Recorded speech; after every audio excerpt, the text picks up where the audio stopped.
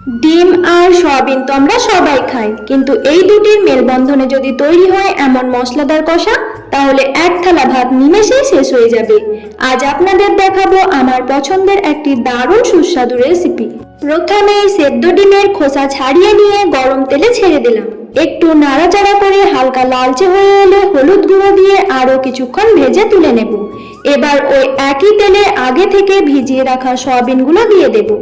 সয়াবিনগুলো একটু সময় নিয়ে লাল লাল করে ভাজতে হবে, এতে স্বাদটা খুব ভালো আসে।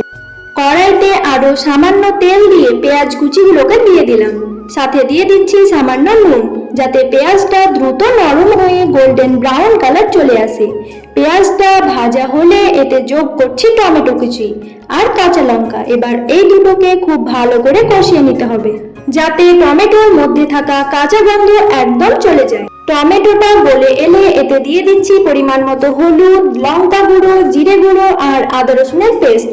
সব মশলাগুলোকে এখন খুব ধৈর্য ধরে কষাতে হবে, যতক্ষণ না মশলা থেকে সুন্দর তেল ছাড়ছে।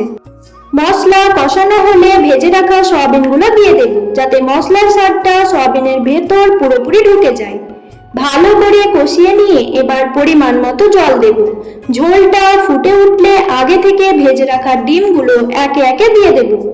সব শেষে উপর থেকে ছড়িয়ে দেব ফ্রেশ ধনেপাতা কুচি। তারপরে আবারও বেশ কিছুক্ষণ নাড়াচাড়া করব, যাতে ধনেপাতাটা ঝোলের সাথে ভালোভাবে মিশে যায়। সব শেষে উপর থেকে ছড়িয়ে দেব গরম মশলা। তারপরে আবারও বেশ কিছুক্ষণ নাড়াচাড়া করে নেব। এই পর্যায়ে আমি ঝোলটাকে বেশ কিছুক্ষণ ফুটিয়ে নেব, যাতে ধনেপাতা এবং গরম মশলার ফ্লেভারটা সয়াবিনের মধ্যে পারফেক্টলি মিশে যায়। ব্যাস, তৈরি হয়ে গেল আমাদের দুর্দান্ত স্বাদের ডিম সোয়াবিনের রেসিপি। একবার বাড়িতে অবশ্যই ট্রাই করে দেখবেন, আর আমার ভিডিওটা ভালো লাগলে লাইক দিতে ভুলবেন না।